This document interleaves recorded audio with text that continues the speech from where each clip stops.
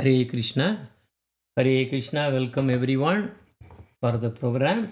And we are on time. And in fact, if you see for the Nigeria, it is midnight 1:30. So, but still, we have a devotee. He joined here.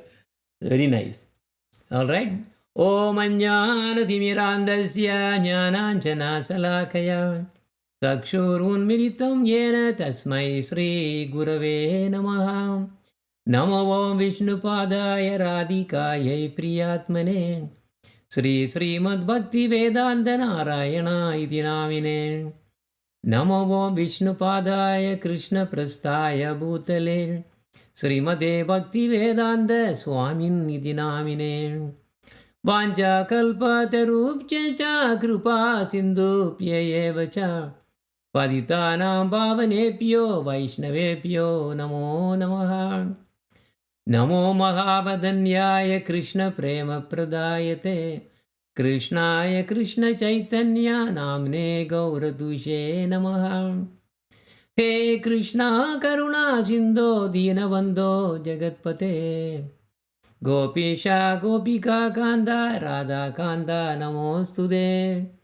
Tapta Kanjana Gaurangi Radhe Brindavaneswari Brishabhanu Sude Devi Pranamami Hari Priye Sri Krishna Chaitanya Prabhu Nityananda Sri Advaita Gadadhar Sri Vasadi Gauravakta Brinda Hare Krishna, Krishna Krishna, Hare Hare, Hare Ramo, Ramo Ramo, Hare Hare.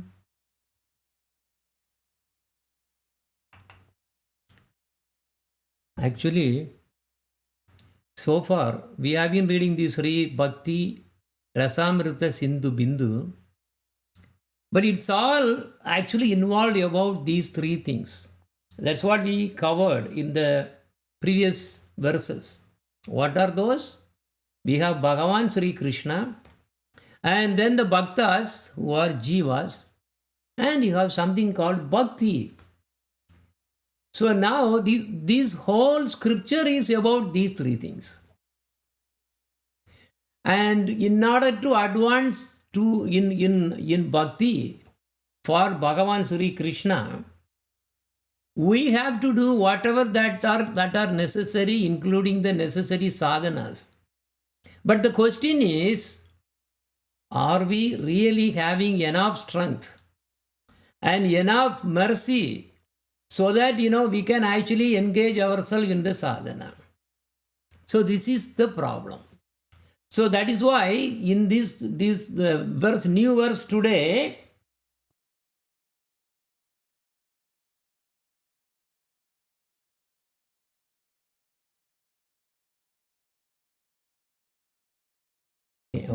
Yes. Okay. So yeah, I think when I really go here, then it gets muted for some reason. Okay. Yeah, please keep an eye on those muting things, because if I change the scenes, this sometimes happens. I don't know why, but anyway, technology is like that. Okay, so the verse 4 is about 64 limbs of bhajana. This is the sadhana that we are talking about. So how many kinds of bhakti that we really talked about? There are 3 kinds. What are those? Sadhana Bhakti, Bhava Bhakti, Prema Bhakti. Correct. There we go. So this Bhava Bhakti means bhakti towards Krishna with emotion, with love and affection. So that is Bhava Bhakti. Sadhana is necessary to obtain this Bhava, the stage of Bhava. So that time when the Bhava manifests, you will be seeing everything in a different way, because you will be opening, your spiritual eyes will start opening, so that you can really get the glimpse of this spiritual world. So that is why this Bhava Bhakti is a stage where you are all the indriyas, they're all glowing, start to glow.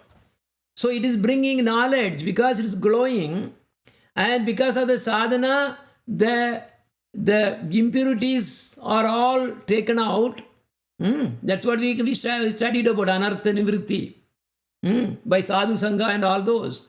So bhava bhakti is something intermediate. Then comes the prema bhakti. So when one gets prema bhakti, actually in this world, our body cannot withstand that. So in practical sense, prema bhakti is something that we cannot actually achieve. We can get a glimpse of it. But really we cannot really experience the prema bhakti in this material world.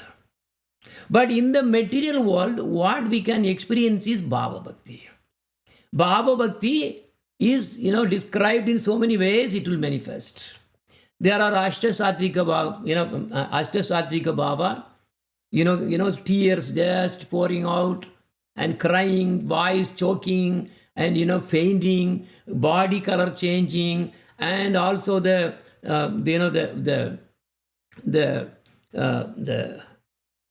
hair standing, standing up, and just like that, you really lost, total consciousness, all the consciousness you lose, and you really become unconscious. So these are all the stages that in the bhava bhakti. Now, in order to really get to there, what was the first thing that we said is sadhana. The sadhana is necessary. But how will you do sadhana? Because a jiva by itself is not having any strength to do that. This is where this guru is coming into picture now. Out of the 64 limbs of bhajana, actually 4 is related to guru only. 5th is about sadhu sangha, I believe. We'll go through. So this verse 4 is actually a long verse, as you really see this. These are all the Sanskrit, whatever that has been written by Bhakti,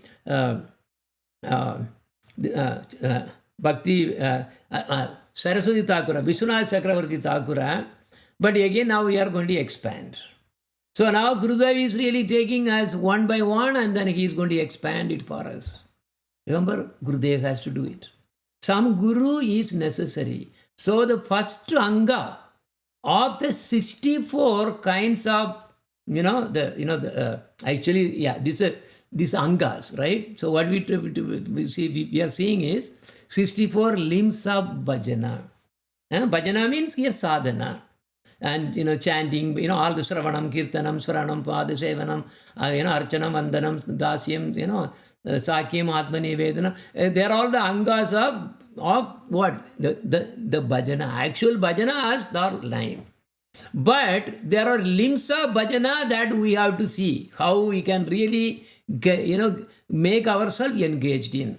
So that is why we have 64 limbs of bhajana. Bhajana here is sadhana.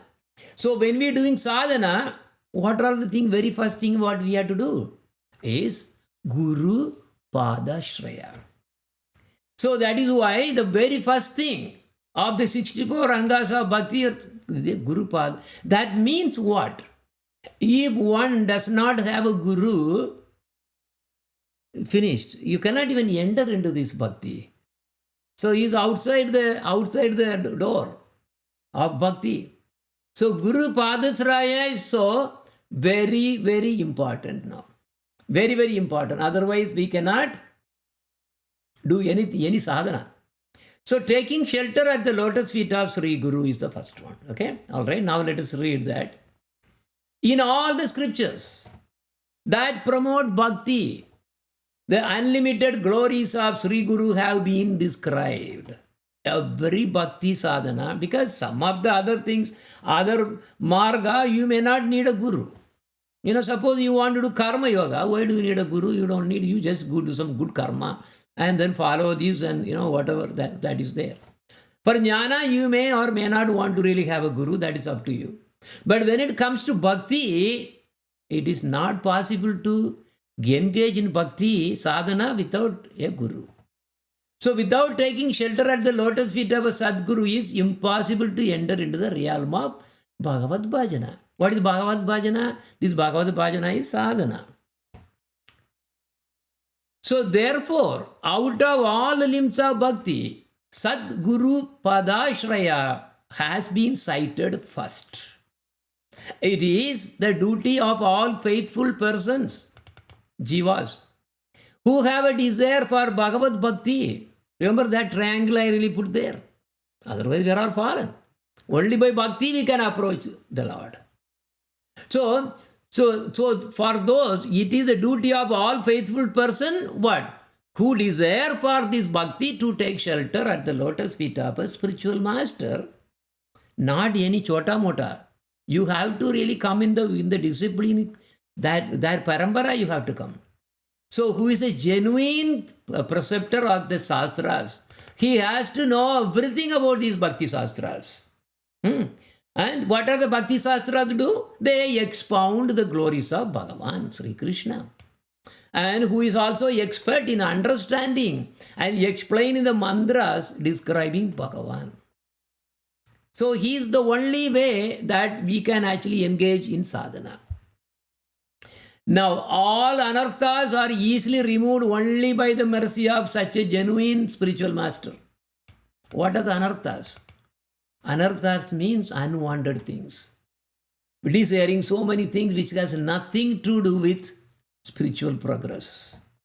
These are all anarthas, mean they are going to be really just dragging us down and down and down. This is anarthas. Anarthas mean anarthas. Anartha. Artha means meaningful. Artham. Artha means meaningful. Anartha means there is no meaning. That means it is useless. That is why this anartha means those things which are not having any meaning to respect to spiritual progress. Okay. So all anarthas are easily removed only by the mercy of such a genuine spiritual master.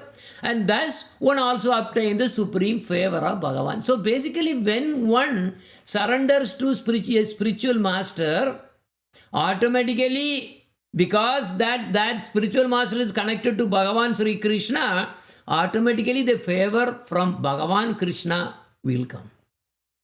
So then by the mercy of Sri Guru, all anarthas are easily destroyed. Okay, now there are two hands.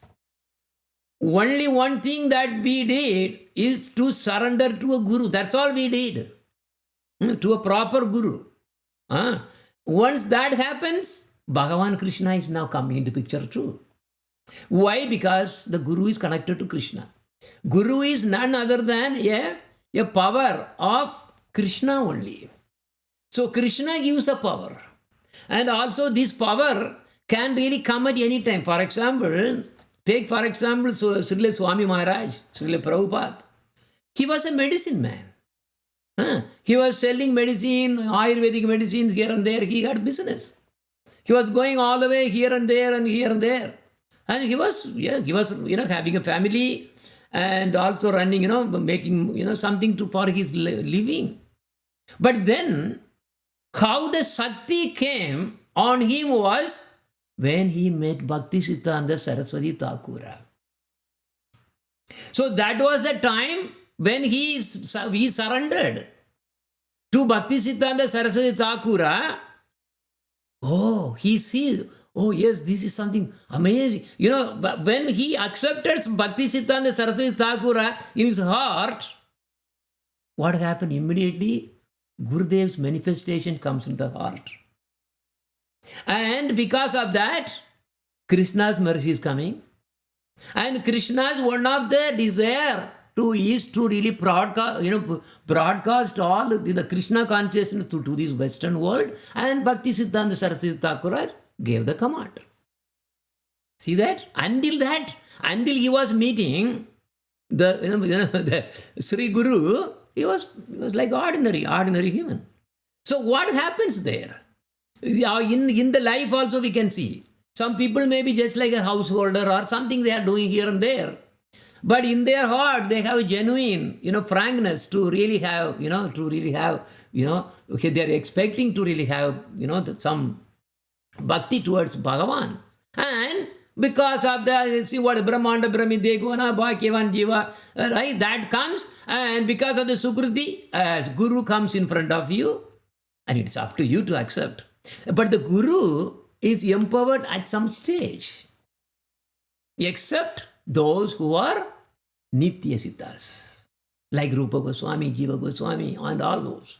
6 Goswamis, no, we cannot say that, okay, they were normal and then became empowered. Not like that. But the others, they are actually empowered by the mercy of Guru and Krishna. That's what is very important. Every line can really lead to a Harikatha. Actually, that is how it is there. Now, by the mercy of Guru, what it is saying? All the anarthas are destroyed.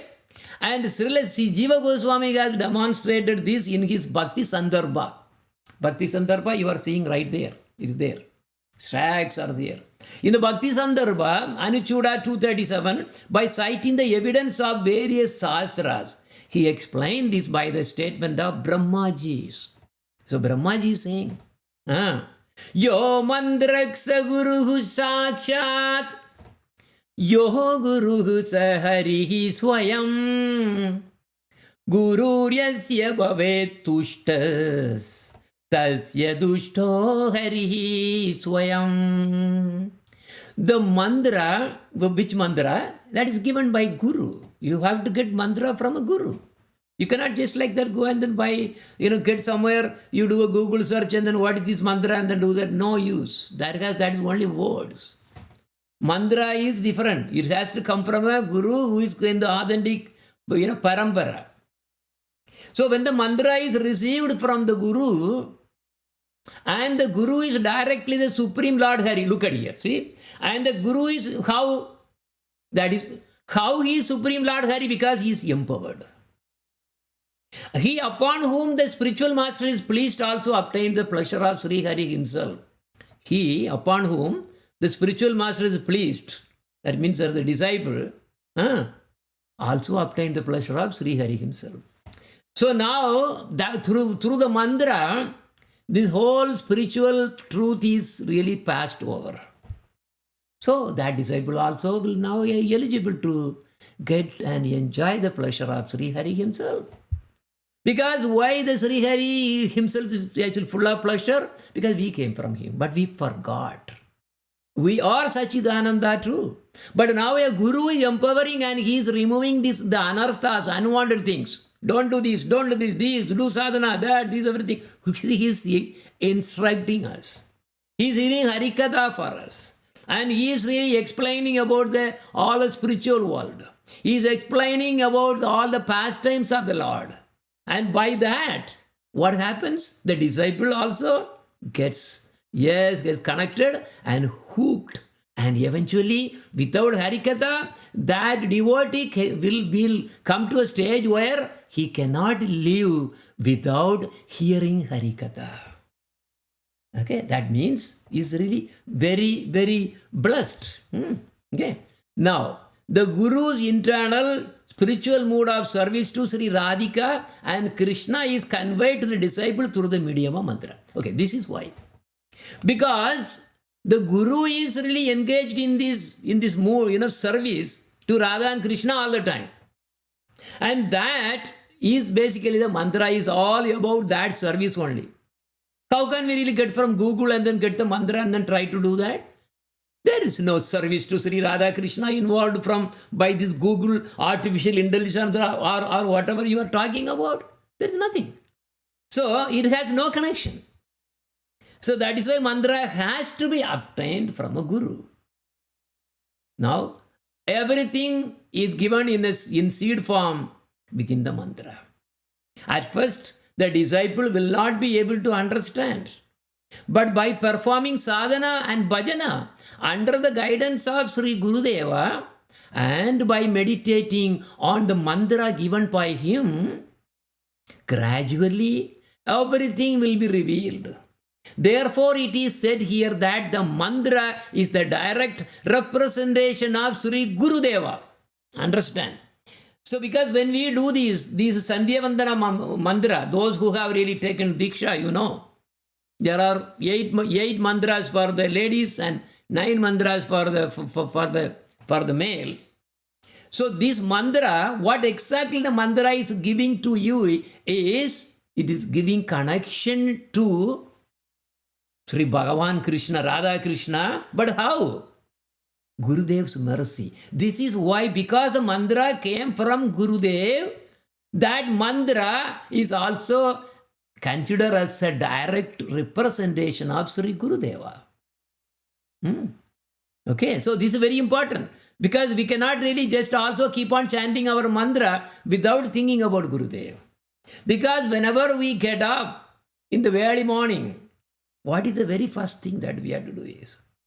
Very first thing you have to do is look at, if you have a picture of Gurudev, look at his lotus feet first, then his fall, then you see the whole parampara like that.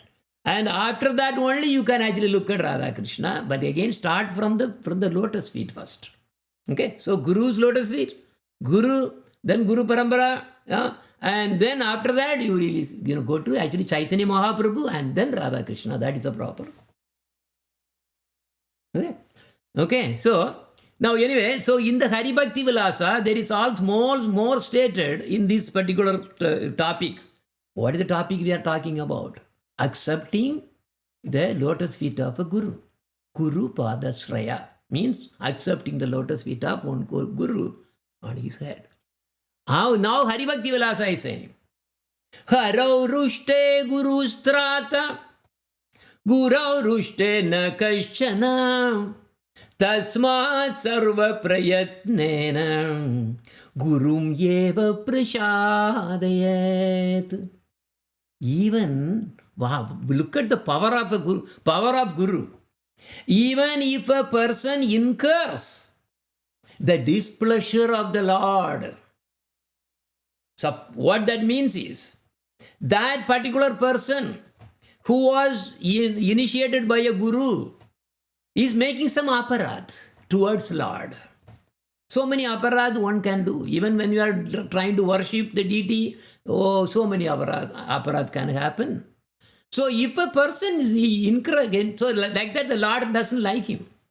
No, I don't like you. But look at here. Even if a person incurs the displeasure of the Lord, means even if that disciple is making Lord unhappy, the spiritual master may still give him protection. See, right? The spiritual master, the Guru can say, "Oh Krishna, no, don't, please, take him. You have to take him." Lord has to take him, even though he gave displeasure, unhappiness to Bhagavan Krishna, because a spiritual master is saying, "Oh Krishna, no, you have to take it." Krishna has to obey. This is how the whole thing is now getting really so interesting. But at the same time, look at here now. What is the opposite, other way? But if the spiritual master is displeased, that means the disciple is not doing good, or he is doing insulting Gurudev, or doing all the unwanted things, and he is not even listening to Gurudev. So the spiritual master is not even thinking about that disciple anymore. So the spiritual master is displeased. But that person, without even following the Gurudev, he is going to this temple, Balaji temple, this Vishnu temple, that temple. He can be really worshipping Radha Krishna in his home, again, whatever it is there, he can really give wonderful prasadams every day, all the puja he is doing.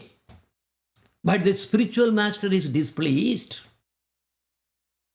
No one can give him protection. Lord cannot even do anything about it. And this is how Lord is arranging the whole department of bhakti in the hands of his pure devotees. Isn't it amazing? Look at, how this is amazing, simply amazing. So if a guru wants, right, a disciple to be accepted, accepted, he can tell Krishna, even though Krishna does not like him, Krishna has to take. He has to obey. But on the other hand, he may be really making wonderful puja, Krishna is happy, but the Gurudev is not happy. You can say, no, you cannot take him. Now Krishna cannot take him. Look at here. This is very, very strong, a strong sloka.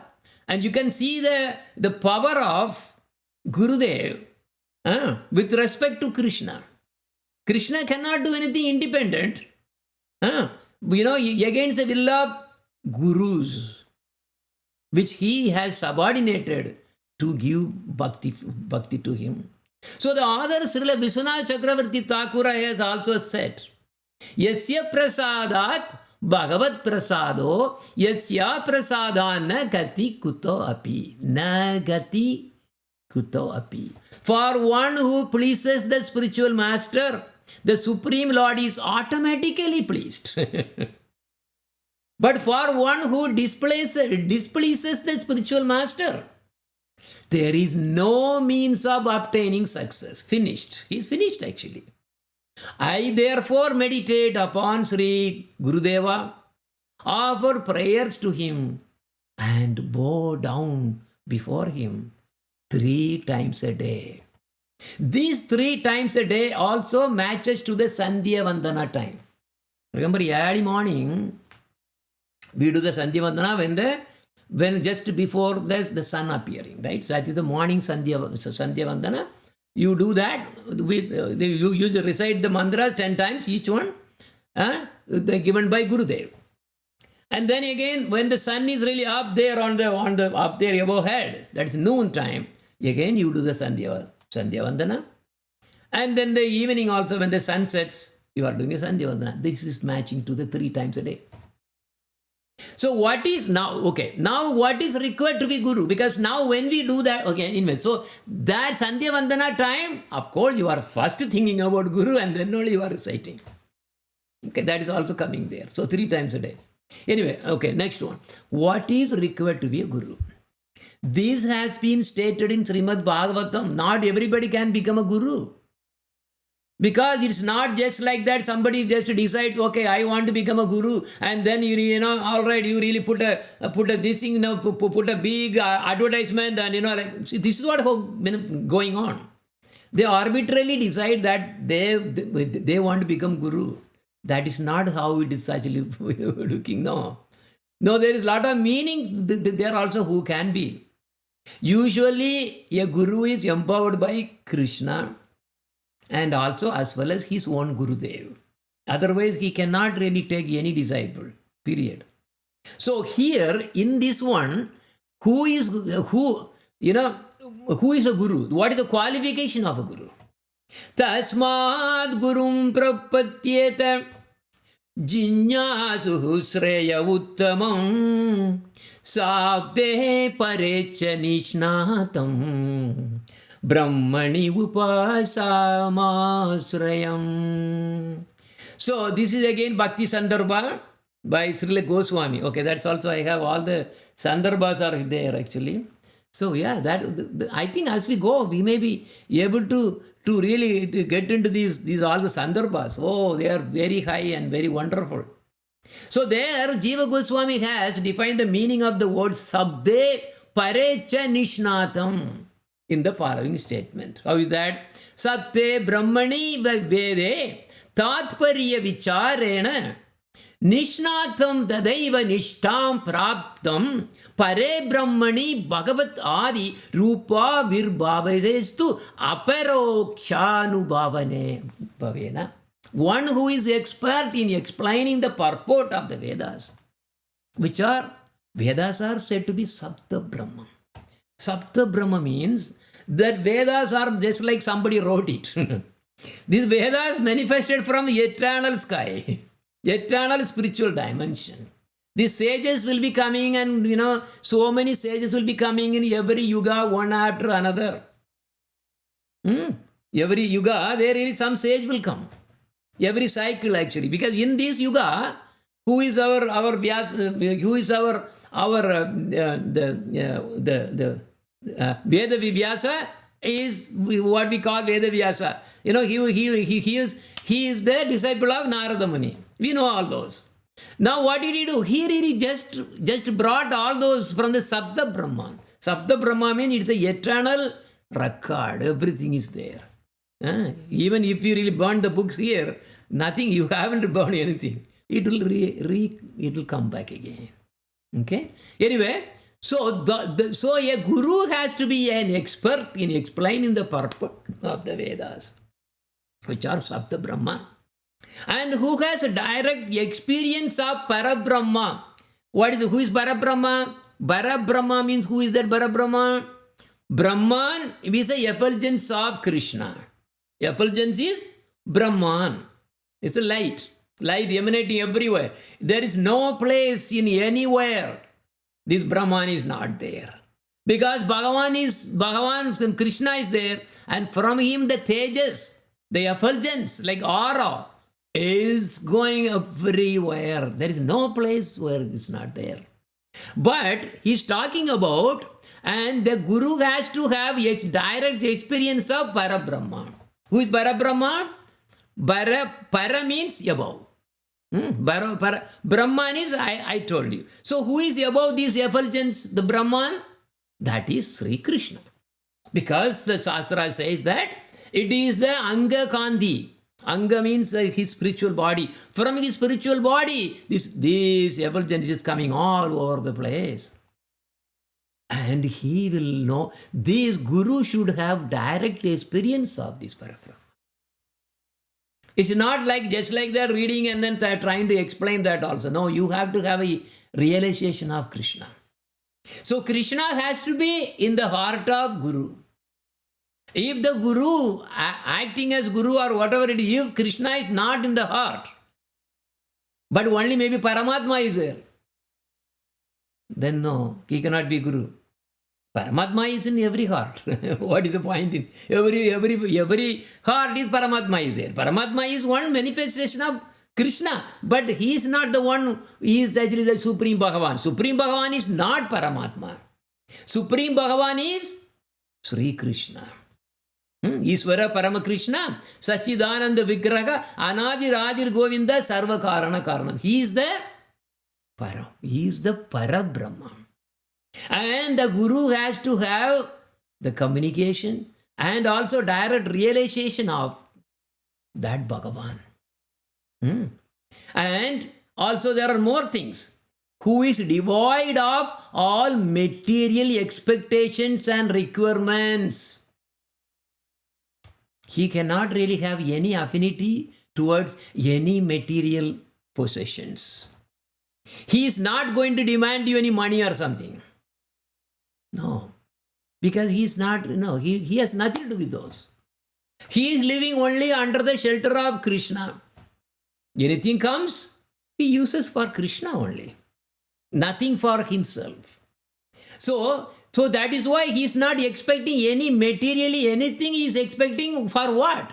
For him. That's what it means. And no requirements also.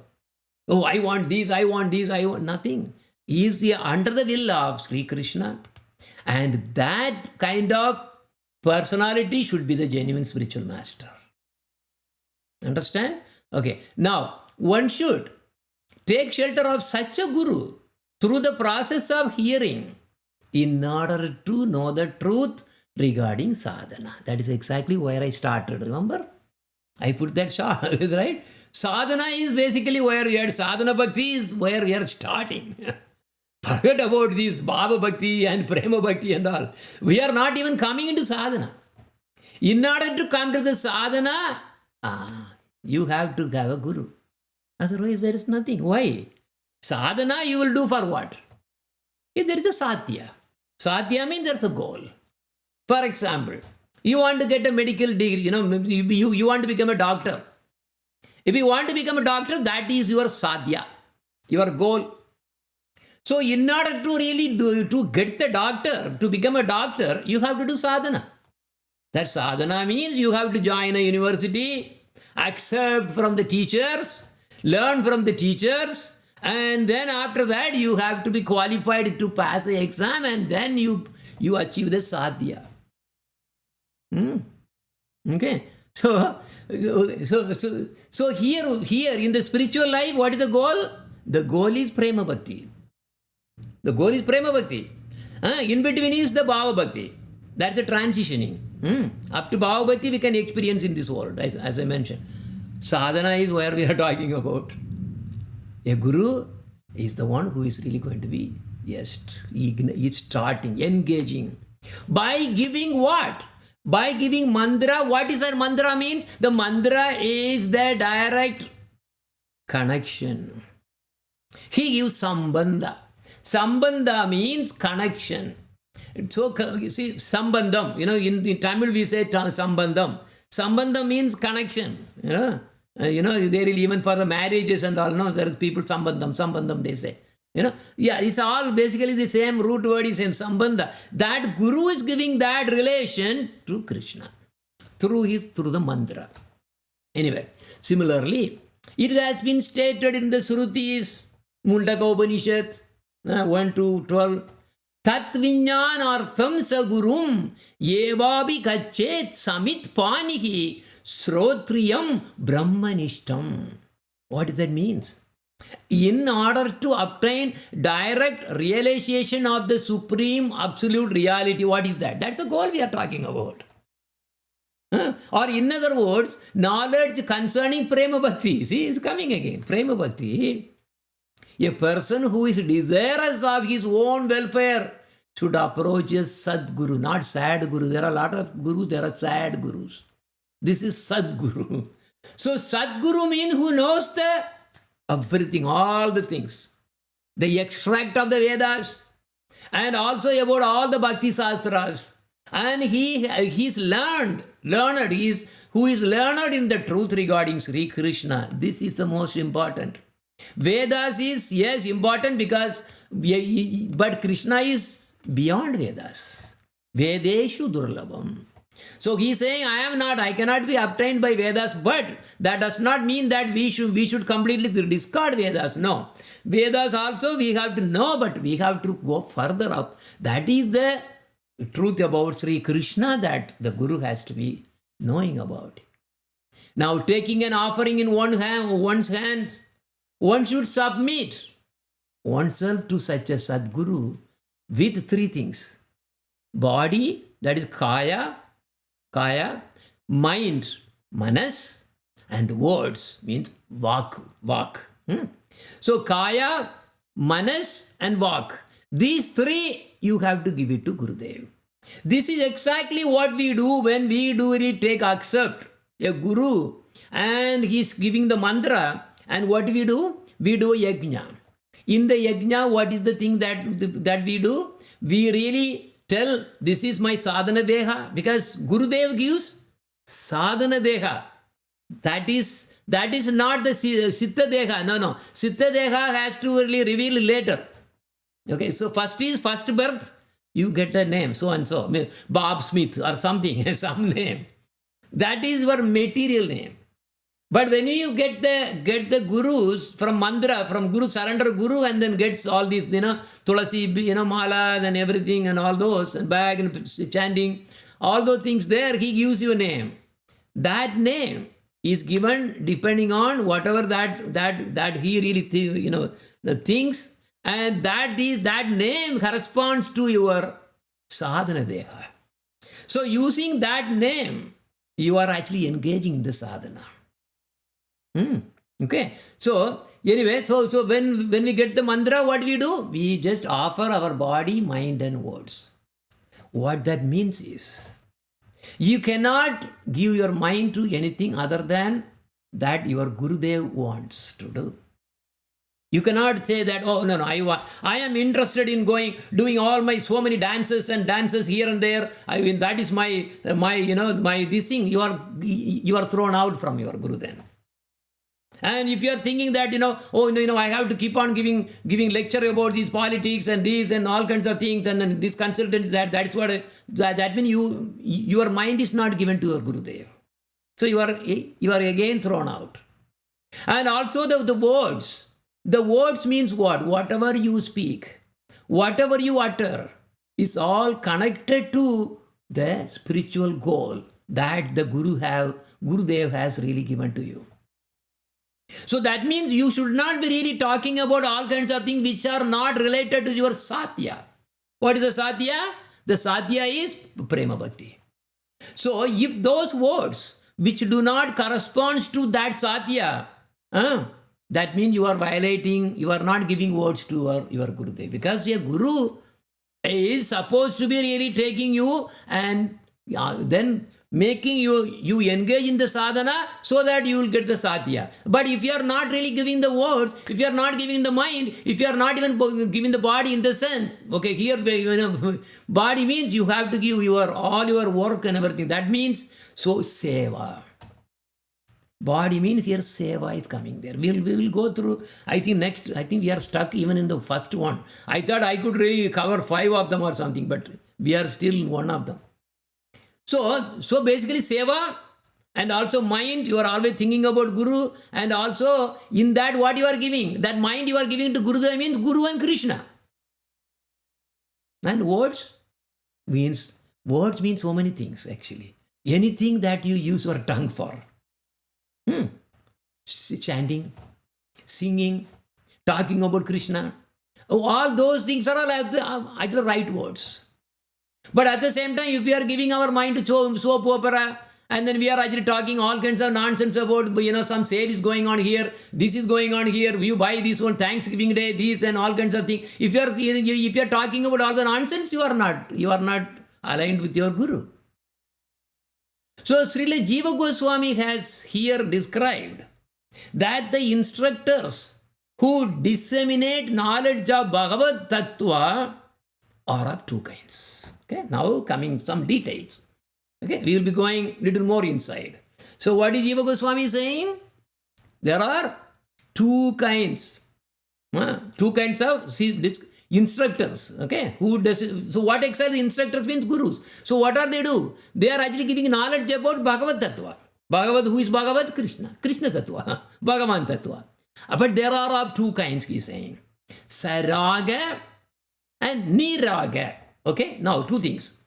Sa-raga means that. Raga means attachment. Remember why we are calling us Raga Bhakti, Raganuga? Because it's a deep attachment to that, to what? That kind of bhakti which is really going to attain the highest. That's why Raga, we call Raga. That attachment is spontaneous. So here Sa-raga means this attachment is with what? Sensual enjoyment. Raga is attachment to senses. I want to enjoy. All right, I'm young and I can do this, I will do this, I want to do this, that, and all kinds of things. That is Saraga. So, one kind of Guru can be what? He's a Saraga with attachments. And Niraga means, Nir-raga is Niraga. That means Nir means no attachment. That means without attachments. Okay. Now, instructors. You know why the word instructors is really put by Gurudev? This one, Saraga, any Guru, suppose the Guru is in Saraga, he is not a Guru even. He is just an instructor only. That's why he is putting there. So, instructors who are greedy for wealth and who maintain desires for sensual enjoyment are known as speakers with material attachments. So, they also give Harikatha. If you go, sometimes, you won't believe how the Srimad Bhagavatam are really narrated, but they will say, all right, I am going to give 7 days of this in Bhagavatam, how much you are going to give it to me? They say, we have a term, we don't have that income. No.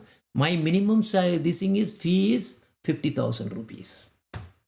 If you can give, I will come, otherwise forget it. Then there is a negotiation maybe going on, maybe 45, 50. See? So they are living by speaking. In fact, there are even, I don't want to say the organizations, they are really becoming so famous. Millions of people he want to hear about, how to become this, how to become that, and how, of course, there is sometimes a spiritual touch maybe there, but it's all bogus. Always remember, the highest crowd, or the largest crowd will go to those kind of people only. That means by seeing, how many people come to our Gurudev and how many people are going to all those kind of, Mayavadis and everything. No, you can see that. Not everybody can actually go to even Vaikunta. Forget about Golaka Vrindavan. It's not possible. And Krishna Bhakti is how many people can really get Krishna?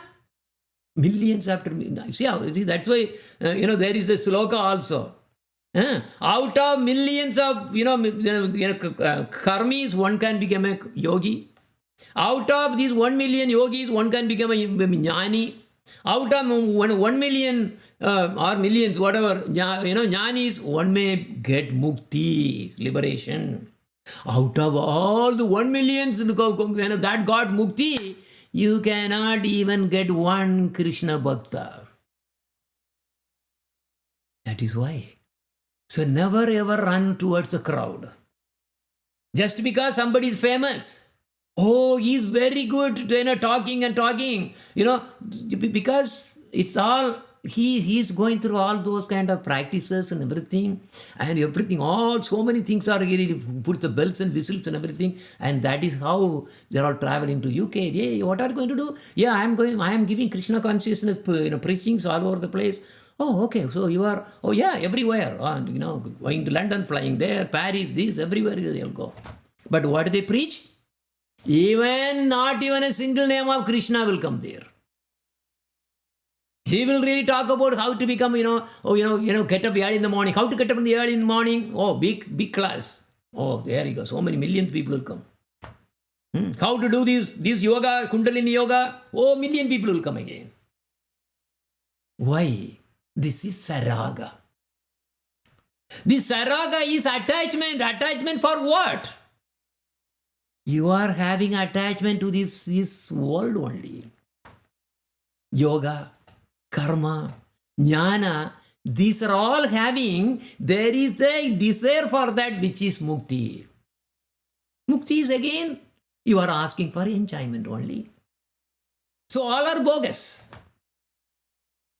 So always remember, if lot of people are running to some one place, that means definitely there is something wrong. And there is hardly anyone coming, then there is a jewel. Okay? Anyway. Okay, here, so those speakers, they will really give you more of material attachments or saraga vaktas. Vakta means vak. The root word is vak. Is that right? I told you vak means speaking. Vak. Vaktas means who really speak. Saraga vaktas mean raga attachment, sensual attachment related to this mind tickling, these everything, wonderful music, these and all kinds of, lighting, these and dancing, these everything. They're all saraga bhaktas. There is no bhakti there. So the influence of such instructors is not enduring. An instructor who is the topmost devotee of the Lord, who is adept in relishing bhakti rasa, and evoking spiritual emotions in others, sarasa, and who is capable of extracting the essence of anything, saragrahi. Sara means extract. Grahi means one who really, absorbs. Saragrahi is known as speaker without attachments. So his attachment is not for getting any money, not for getting any favor for him. Nothing of that sort at all. But he is interested in genuine Bhakti Shastras, genuinely teaching the disciples about what is real Sutta Bhakti and how they can really develop Bhakti towards Krishna and reach. So that is what the reach Goloka, reach Krishna. So that is what these speakers will be really concentrating on. So those speakers are Saragrahi, known as, also is known as speaker without attachments, or they are the Niraga, right? Raga, Saraga, Niraga, right? To two kinds. And here, and again, then we are actually talking about the Niraga. There is a one also coming, Saragrahi. What that? Those gurus will be extracting the essence of anything and digest and then give it to the disciples. If you can see, the birds, like when the birds, let us say cuckoo or something, or any bird or crow, when it hatches the babies from the eggs, those babies cannot eat anything by themselves. There is no, the digestive system is not developed. For some time, they will be really having those energy from the egg itself that will be helping. But afterwards, they have to slowly start taking the food from outside. The worms or whatever it is. But those babies cannot really chew anything, nothing. They don't know what to do with the food in a way. So they want somebody has to really make it soft so that they can easily swallow. Then the digestive system can take it. So what do they do? What does the mother do? The mother bird. The mother bird will fly all over and then grab some food, some insect or something. And you know what it does? It brings and it really eats that and chews that to make it really soft. And then it really puts the thing the digest partly digested of course and into the mouth of the baby, the chick. And that is why the chick has a tendency of always opening the mouth like that. Always, it will be always opening. That is a natural arrangement. That is Maya's arrangement. The same way, why babies are crying. It's Maya's arrangement, because otherwise how can the baby be able to live? He has to cry when it becomes hungry or whatever it is. Any disease, any difficulty comes, he has to cry. Otherwise, nothing will come. The same way, nature has arranged everything like that. So here, why I was telling that story was that bird, a guru is supposed to be taking, he may be reading all kinds of things. There may be some nonsense also sometimes come into picture too. But he knows, oh, this is not good, this is good, this is good. And he will take that and he digests that first. Then he explains to his disciples in a way the disciples can understand. You understand? So it is like you have electricity is very high. Remember where the electricity is manufactured? 40,000 volts. If you go there, you are finished. You will be burnt. Because that is how. So you can compare that as Krishna, or even the high sastras, let us say that is Krishna. And now, we cannot go directly. It's not possible. So in between, what will happen? From the place where this electricity is really generated with high voltage, that is the electricity station where. Then they really take that thing line out, there will be transformers. What does the transformer do? These transformers will be stepping down the voltage. From 400,000, then it will be 400 volts. Then 400 to whatever that is. In India, it is 250 and here is 100. So that transformation has to be done. Otherwise, our appliance, if we put it, it will burn immediately. So a guru is intermediate between Sri Krishna and similarly the high sastras, and taking that and now stepping it down and digesting and giving that in the easy form so that the disciples can understand, and then they can, it's like a baby. That bird, the mother bird that I was giving as an example is the example that we can think about. A guru is doing that because he knows, he is not advanced state, he is a kanishta, he is a madhyama. Of course, Uttama will not be coming to Guru, he himself is Guru. So, Kanistha also again, you have Kanistha, right? Kanistha Madhyama, Kanistha Uttama, then again Madhyama Kanistha, Madhyama Uttama, like that, because Guru knows. So, that is why the Guru will be really talking in that kind of language so that disciple can understand.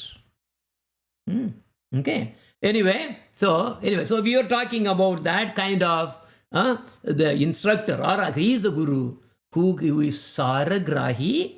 Saragrahi, he is the one who extracts and gives to the disciple. So the verse cited on the previous page from Srimad Bhagavatam refers exclusively to the instructor who is devoid of attachments. So if somebody is having attachment to this world, many so-called, they are having we hear from so many ways that, how, those so-called gurus are falling down too. But that's a different topic. The why they are falling down, because they have attachments. So we have to get, if we are lucky, we should get a niragavata. Niragavata, devoid of any attachment. Means material attachment. Your attachment is material attachment. But what attachment you should have? That is the attachment to Radha Krishna. Guru and Krishna, like that we have to say. Attachment, that is the complete sense. We cannot say that, attachment to Radha Krishna. But the thing is, when we say that attachment to Radha Krishna, you cannot go by yourself. I told the example of the high voltage. It's not possible. You have to go through some transformer, and then finally then you can put the plug. Remember? Because remember the plug, the socket that we have in our rooms, why it works? Because it's not directly connected to the main station where it's generated. It is connecting to some transformer, which is really stepped down already. So like that. So it is proper to say Guru and Krishna. Always remember, Guru Kripa Krishna mile, Krishna Kripa Guru mile. By Guru's mercy, you get Krishna, and by Krishna's mercy, you get Guru. Okay? So this is how it is, like a catch-22. So now again in Bhakti Sandarbha, Srila Jiva Goswami, in examining Guru Tattva, has cited 3 types of Guru. Okay? So how are we doing in terms of the... Okay, so 1 hour already. Wow. 1 sloka is not done yet. Okay, we'll see. Okay, at least we'll do this one. Okay, so there are 3 kinds of Gurus. Actually, there are subdivisions of that also. Okay, but this is in a global sense, you can say Shravana Guru, Siksha Guru, and Diksha Guru. Okay, Shravana Guru, Siksha Guru, and Diksha Guru. What is the difference? Okay, I'll explain before we really go in further. Many of you already know about it. Shravana Guru means the one who gives Harikatha. One who explains the Shastra. One who is also, also teaching you how to do how to sing bhajans and things like that. Also, Shravana Guru is coming there. Because you're all hearing, right? When you sing, you hear. Then what is Siksha Guru? Siksha Guru means, okay, before that I will tell about the Diksha Guru first. The third. Diksha Guru is the one who gives you the mantra. So the one who gives you the mantra is like a class teacher. Every class, there is a class teacher is there. That class teacher is the one who is responsible for the student. And he is the one who takes attendance. Who is the one who is actually grading seeing all the mathematics, science and this, all the grades and everything, average, and then prepares a progress card for you. Because he is in charge for you. That is the class teacher. So he has responsibility on you. That is Diksha Guru. He is the one who gives you the mantra, the Diksha mantra. And then after then Diksha Guru is only one. Only one you can get mantra. You cannot keep on getting mantra from many gurus. No. Only one. So otherwise the mantra will become finished. Only one Guru. Then Siksha Guru is the one who is going to help you in performing sadhana and uttering the mantras and following all the sadhanas, the rules and regulations, how to do, what not to do, and all those details, Siksha Guru can do. But he's not giving you the mantra. But there is one thing also. It is possible that your mantra Guru, Diksha Guru, can also take the character of Shravana Guru and Siksha Guru. What that means is, a Diksha Guru can play all the 3 roles. Okay? Most of the time, Diksha Guru will be the Shravana Guru also. He is the one who is really teaching you. He is the one by whatever that, even if it is very difficult, he is really arranging to really teach you so many things and so many sastras. and so many harikathas and everything is, you see, he's doing Shravana. He is acting as a Shravana Guru.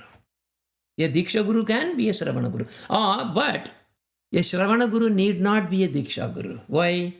You may be hearing from other Vaishnavas. He will be also giving wonderful harikathas. You can hear from. Right? So he is a Shravana Guru. But a Diksha Guru, if he is doing Shravana, it is very good. Why?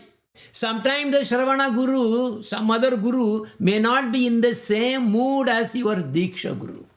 Suppose your Diksha Guru is in the Raganuga mood, and your some other Guru, Shravana Guru, is teaching you Vaiti Bhakti, it is not in the line. I mean, only Vaiti Bhakti. Vaiti Bhakti is there. Only Vaiti Bhakti, he has not realized anything in Raganuga. Then there is a conflict. Understand? Now, similarly, a Siksha Guru also, what is Siksha Guru is doing? He is helping you. He is giving knowledge to you. Knowledge to you and also guiding you. Very important thing is guiding you. He is telling, hey, you have to do this way. You have to do this. Okay, don't do that. Don't do this. Even though Diksha Guru also can do that, but Diksha Guru sometimes it's not all the time possible to be interacting all the time. But in that case, a Siksha Guru can really help. Okay? So he can really help in. But again, how many Siksha Guru can have? As many you want. But one condition though. If you happen to take a Siksha Guru who is teaching opposite Siddhanta of your Diksha Guru, then there is a big problem. That is why you have to be careful. So that is why a Siksha Guru has to be in the same disciplinic succession. Otherwise, there will be a problem. Isn't it? Because you are selected. All right, I am going on this road so that this path I am going to go some destination. Right? You put it in your the Google map or something, and okay, all right, this I am going. And somebody is coming, no. Why don't we really go that way and go this way, then all kinds of things there. Then you are deviating from what exactly the Diksha Guru was telling. Because that path need not be taking you to the place where you want to go. So Diksha Guru is telling you have to reach Goloka. But if that Shiksha Guru is telling that, no, you have to really go to some here or some planetary system or something, some yajna, do some yajna and then get some lot of siddhi power or do these Ashtanga yoga, things like that. If that kind of Shiksha Guru you got, you are finished. So Shravana Guru, Siksha Guru and Diksha Guru, all three should be in line with what we want to achieve. That is a sadhya. The goal is important. Because of the goal given by Diksha Guru, you have to be in synchronous with those gurus, in synchronous with what your Diksha Guru wants to give to you. That is why it is better to really have Diksha Guru is also teaching you, giving all the harikathas, everything, Shravana, and also telling what to do, what not to do. Yes, that like that. Okay, now you will understand more. When you really go here now. Okay, let's go. All right, Shravana Guru is the one who is really talking about harikatha, etc. Okay, and also how to do bhajans, singing, how to sing bhajans, etc., etc. Also, the person from whom one hears knowledge of the bhaktas, bhakti, Bhagavad Tattva. See, look at here. What are the things you are hearing from? Remember the triangle I put? Bhagavan Krishna, Bhakta, and Bhakti. Those are the three things I did, right? I may be still having that. Okay, maybe I don't know. Yeah, that is there. If I really see, look at here. So if you see the triangle there, Bhagavan, Bhaktas, and Bhakti. This is what it's all about. All the bhajans, everything what we sing, where is it? It is regarding Bhakti, and it was actually composed by a Bhakta. About whom? Bhagavan Krishna. So these three are the intimately related thing that we are talking about in this Bhakti Rasamrta Sindhu Bindu. Understand? Coming back again. So, the person from whom One hears knowledge of what?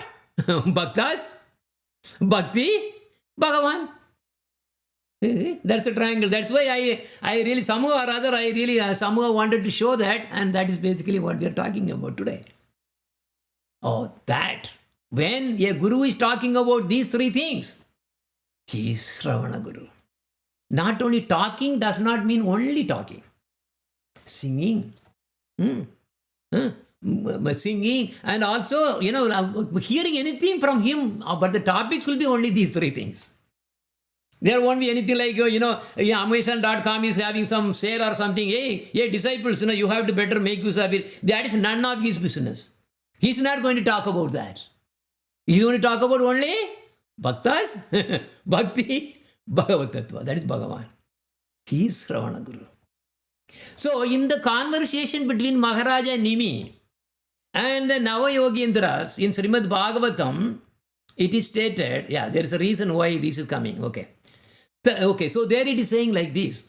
Tatra Bhagavatan Dharman Sikshet Guruvatma Daivataham Amayaya Nuvrityayais Dushyet Atmatmado Harihi. A sadhaka, that means disciple, should adopt the practice of bhakti free from all hypocrisy. Hypocrisy means you may think, oh, no, my guru does not know all these things. No, I know more than that. No. I think he may not be knowing. I know all these everything. So this is all the thing. Also, no, I think what he's teaching is not probably the best thing. No, I know better than that. So this is a problem there now. A sadhaka has to be very careful, free from all hypocrisy. Hypocrisy also includes politics also. Now if you see that everywhere politics only. Anyway, so that sadhaka should approach a guru who knows all the truths related to the Supreme Lord, Bhagavan. And look at that. And who should be very dear to the Lord. He may be knowing about he knows all the truths about the Lord. But he himself is not a pure devotee to the Lord. What is the use of? He is not a guru. Isn't there two things there? He should know the truths related to the Supreme Lord and also dear to the Lord. He should be giving his entire life only for the Lord and his guru. So that sadhaka should receive instructions on Bhagavata Dharma from such a spiritual master. By carrying out those instructions, Bhagavan Sri Hari personally gives himself to the devotee. What is the meaning of that? Bhagavan Sri Hari personally gives himself. He's so happy. Oh, that is why he says that, right? If you really give me a tulasi with topmost love and devotion to me, by that little leaf, I am purchased. You bought me. Now I belong to you.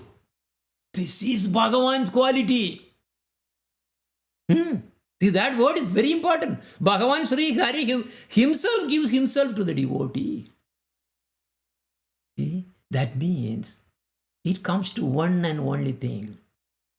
If you got that kind of guru, and if you happen to develop a strong, guru bhakti,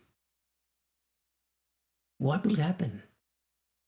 Krishna is now controlled.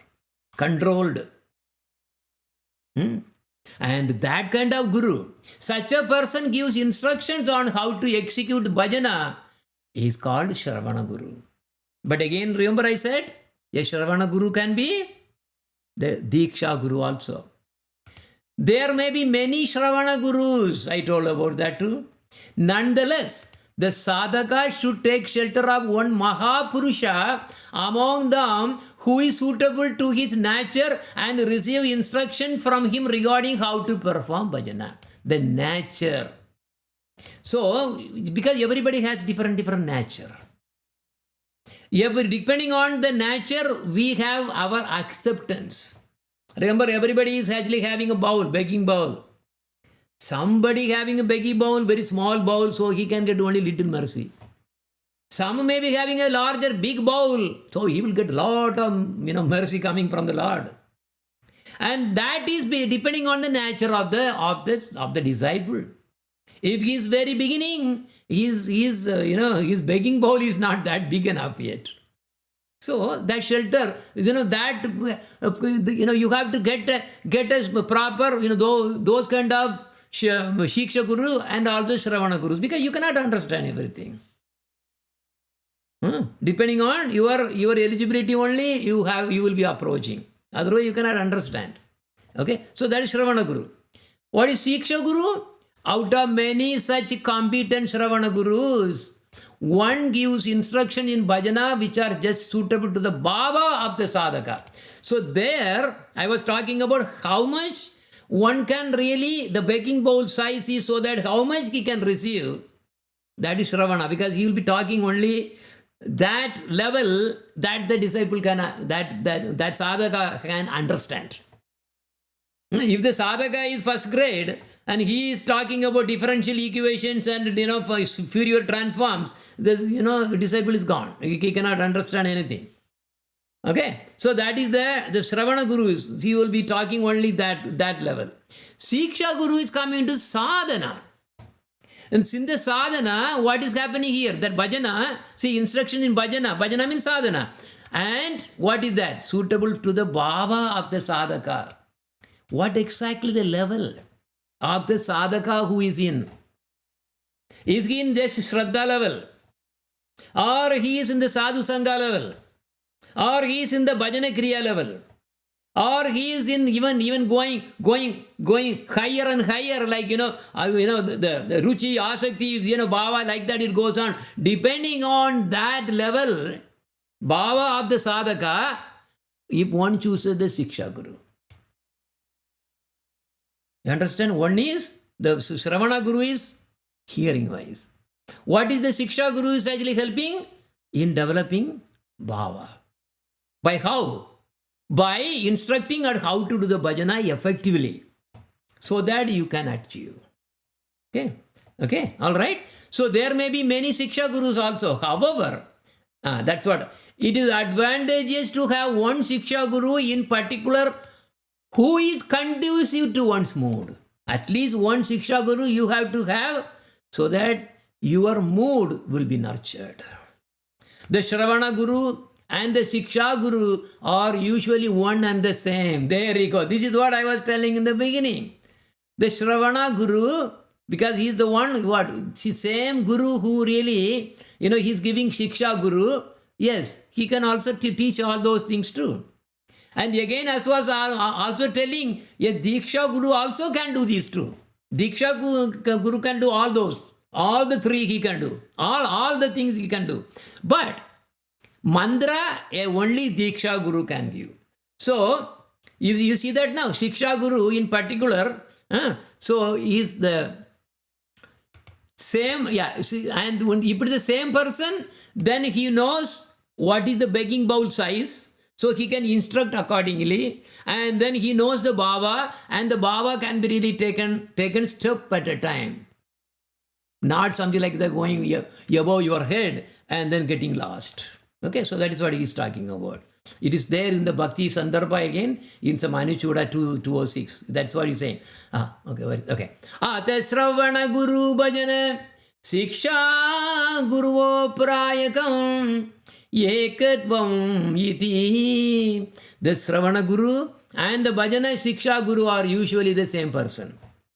The verses already cited, Dasmad Gurum Prapatyeta Tat Vinyanartham Tatra Bhagavatan Dharman Sikshet, and so on, should be understood in relation to both the Shravana Guru and the Shiksha Guru. Now coming to the Diksha Guru. So this Diksha Guru is the one who gives the mantra for worship according to the rules and regulations of scripture. Is this Diksha Guru. He is more of very, he is the one who really takes the sticks. Remember, Remember Shiksha Guru, the Shiksha Guru sometimes, he's not really listening to me or something. He may say, no, I don't want to talk to you or something. He may really reject you. But Diksha Guru, because of the responsibility, he is really going, he has to make the disciple to be perfect. So that is the reason he can even take stick and beat the disciple. So Diksha Guru is, in one way, he is higher. But that does not mean Shiksha Guru is lower. No, that is also, it could be higher, depending on who is that Shiksha Guru. Okay, so the Shiksha Guru are also called Mantra Guru. The Diksha Guru should possess all the symptoms already described of a Mahapurusha and those described in connection with the Sadguru. The Diksha Guru should be conversant in the conclusions of the Vedas. Also remember Vedas in the sense, this means all the Bhakti Sastras also included. And he should be adept in expounding those conclusions. He should have direct experience and realization of Bhagavan. And he should be completely detached from material sense objects. If he is lacking in these characteristics, then the faith of the disciple will waver. Okay, why? Because you can see from the instructions, kinds of instruction that will come out. Kind of strictness. And also how much love and affection. Always remember, when a guru takes a disciple, that disciple is actually considered as his own child. Even more affectionate than his grahastha son or daughter, what if he had any. If he's not, if he's straight away sannyasi, then it's different. So this is very important. A disciple, always a guru will be really having one point, partial to his disciples. How? Duryodhana was a disciple of Balaram. So Balaram was partial to Duryodhana. So Balaram even wanted to, he decided, he wanted to give Subhadra to get married to who? This Duryodhana. Even later also he did not. He said no. I'm not going to be making any war or something. He just he did not participate in the Mahabharata war either, because he knows what is going to happen. And he was favoring his disciple Duryodhana. Why? This is a natural this thing. Because in a materialistic way, if you think that, especially I'm not talking about the father or mother on a child will be normally strict. But grandfather and grandmother are the ones who will spoil the grandchild. If you want your child to get spoiled, you just take your child and then give it to your grandfather and grandmother to grow there. Finished. All the ego, everything will be developed. Because why? They are more partial. Even if the grandchild is doing something very bad, they will always try to come with some excuse or something and talking favor about. Because I know, I heard about me, myself, because I used to be very bad in the sense I used to beat everyone when I was a boy. Beat everyone, throw stones and everything. But my mother, because I didn't have my grandfather. My grandmother, I will be beating all the children, and they will be complaining, and blood is really pouring here and there, and then then they are actually chasing me, and she will immediately grab me and then keep the no, you would have done, no, he will never do that. My grandson, he will never do that. You did something. You did something. Somebody. So he will always come with the excuse to protect that child. Like that, a guru will have this kind of tendency. This is why first affection will go to the disciples to help whatever they may want. Even financially, that guru will be really doing by whatever the means, you will really take and then try to help. Even though he has nothing to do with any financial thing, but still he can even go to that extreme. So this is the affection coming because of this Diksha Guru's personality. Okay, so there is only one Diksha Guru. Remember, there is only one Diksha Guru. Because he has taken responsibility, he will be always thinking about the disciples. Oh, what is that guy doing? What is he doing? Oh, I think he needs some help. He needs this, everything. I need to talk about this. Like that. He will be communicating and instructing what to do and things like that. So the Shiksha Guru should be in conformity with the Diksha Guru. I told this already. The mood of Diksha Guru should match with the mood of Shiksha Guru. Okay. Otherwise, impediments may arise in the practice of sadhana. Yes, I talked about that. Ordinarily, the Diksha Guru carries out the function of Shiksha Guru too. This is what I was telling in the beginning itself. A Diksha Guru can do all those. He can be a Shravana Guru, he can be a Bhajana Guru, he can be a Shiksha and all those things. Everything a Diksha Guru can also do. Why he is doing it? Because of the affection that I was talking about. Because of the affection, he wants to feed like that mother bird to take care of that child, that baby. Okay, understand? Okay, so that is why he will be willing to do all those, act all those. In his absence, suppose he has left the body, one should accept as one Shiksha Guru as an advanced devotee possessing the characters already described. So basically, we have to always have a Guru. This is basically what the Shastra is saying. There is no direction that permits one to renounce a Sadguru. No, you cannot throw out your Guru. However, a Guru who has become inimical to Vaishnavas, the Shastra, okay, there is no direction that permits one to renounce a Sadguru, correct? However, a Guru who has become inimical to Vaishnava, suppose some Guru is really, doing Vaishnava aparat. They are actually, insulting other higher Vaishnavas, Mahapurushas, Uttama Bhaktas. If they are actually insulting, if they are actually, writing about and insulting all those things, what will happen? They become inimical.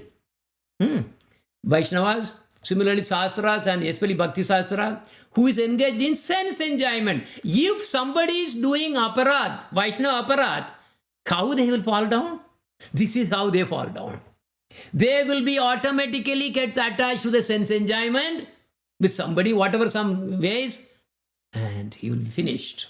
We are seeing that everywhere. So now who is like, so now he cannot discriminate between what is good, what is bad, as to what is duty and what is not duty, who becomes foolish, or who is following a path other than Sutta Bhakti, they should be given up. So that means a Guru, if he is like this, should be thrown out. It is directed, otherwise one should not. Remember, the relation is really very, very strong relation, because the Guru is the one who is giving sambandha to connect to Krishna. Okay? And it is directed in various places in the Shastras that one should then take Diksha again from a Vaishnava Guru in accordance with the rules and regulations. You are hearing all those things again. All these fallen Gurus, all the disciples are automatically fallen. Finished. They are lost. So then they will be running for some other Guru. So that is why choosing a Guru is very, very critical. You have to really make sure that you are actually surrendering to a Guru who is really bona fide, who is really a Vaishnava, and who can really help you to progress in the devotional, to get the sadhya. Okay, and he should know the rules and regulations as per the Sampradaya. So this is the purport of the verse quoted from Bhakti Sandarbha again.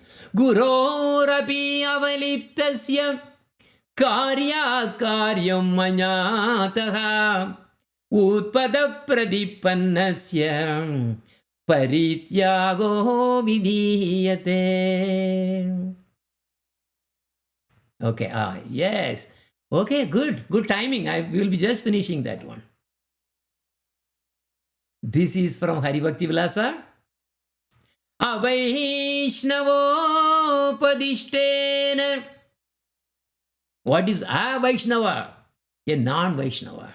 Vaishnavopadiштena mantrena nirayam brajet punascha vidina samyag grahaye Vaishnavad Guru. In other words, one who accepts a mantra from a non-Vaishnava, non-Vaishnava Guru goes to hell. See? This means there are a lot of people actually, by hearing the stories, the hell is getting really flooded. So therefore, one should again receive Diksha Mantra from a Vaishnava Guru in accordance with the rules and regulations from a proper Guru. So this is also to summarize, what will happen to those who are not at all really taking any initiation from any Guru? What will happen to them? We will cover on the next class tomorrow. It is a surprise. I'll leave that to your surprise. What will happen in his next birth? It's a surprise, but there is something related to the same topic. That's a suspense for you. Okay? Anything else? Okay, any question? I can take one question. Before we go to tomorrow morning, we'll be talking about Sri Krishna Diksha Sikshadi, receiving initiation and spiritual instructions. This is talking about what? Diksha. And spiritual instruction comes from Siksha Guru. Okay? Initiation comes from, there are two Gurus are involved here. Diksha Guru and Shiksha Guru. Okay, so we'll be talking about this particular verse tomorrow. Okay. Any question, please? Yes? Wow, I want to really say something here. Look at here. There are few devotees from Nigeria. You know what the time now? It is 2 o'clock, 2 p.m. or 3 p.m. maybe. So that means they did not sleep. Shama Devi is from Kirikiri. Okay, she's also, assembling, making a sangha there. Excellent children. Look at here. And also Madhava Das. Look at here. Look at, so there may be more. Oh, I found to go. Look at that. That I believe is Madhusudan. Madhusudan was actually sick. He was in hospital. He was discharged just today, and he's here. He was in hospital. Intense. He got malaria. So he had to be there, going through the treatment very intensively for days. And today he released, noted, I can go, come home, but I have to go to the hospital again and again every day for 3 days or something. But he's here.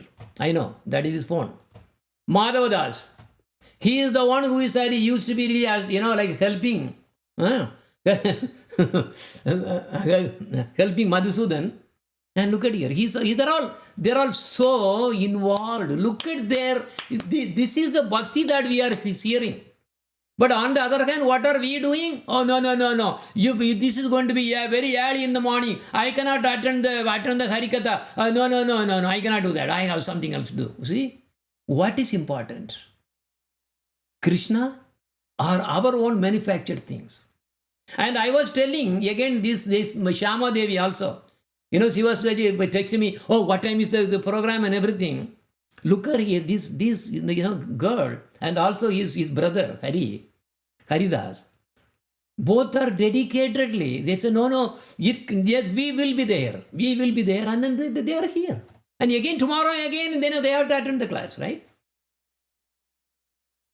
So that is why Krishna has really making so many ways, engaging our families, to really give this to some devotees who are really qualified to receive.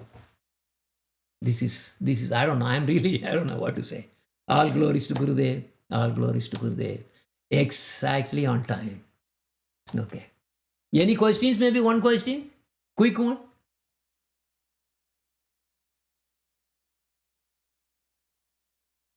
No question?